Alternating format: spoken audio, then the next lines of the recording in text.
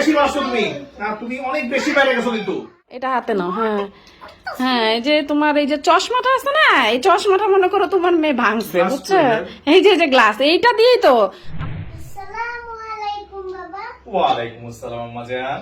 বাবা, আজকে আমি একটা জিনিস ভেবে দেখলাম। ভেবে দেখেছো? হ্যাঁ। কি ভেবে দেখেছো?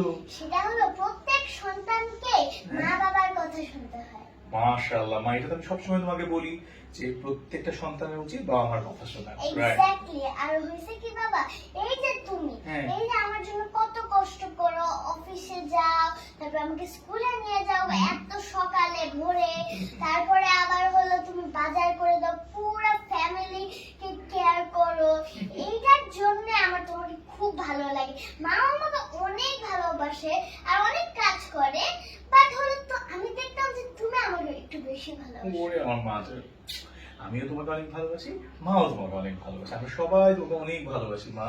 হ্যাঁ, তাহলে শোনো, হ্যাঁ। এই যে আমার মনে করো একটা বাচ্চা, মনে করো যে একটা জিনিস ভেঙে ফেললো বা কিছু একটা ফেলে দিল, তখন তখন একটা জগ ভেঙে ফেললো বা তখন কিন্তু বাবা মা শাসন করবে, শাসন করলে তো মানুষ আরো বড় হয়, ভালো হয় না?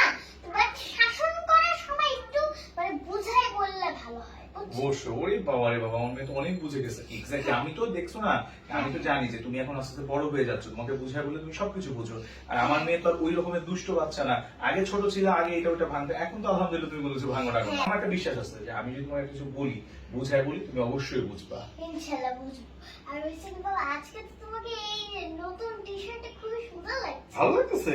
হ্যাঁ। গরম পড়ছে তো মা, খুবই সুন্দর। হোয়াইট পরলাম এই জন্য একটু ভালোই লাগছে, আরামই কত লাগছে। সুন্দর একটা কিউট ছবি দেয়া, একদম ইয়ো লাগতেছে। ইয়ো লাগতেছে?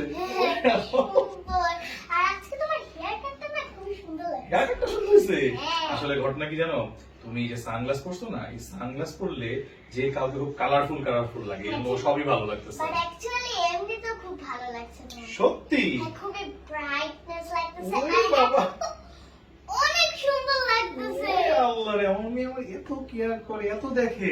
হ্যাঁ, ঠিক। লক্ষ্মী মেয়ে আমার মু, তুমি দিন দিন বড় হয়ে যাচ্ছ আর অনেক কেয়ারিং হয়ে যাচ্ছ কিন্তু।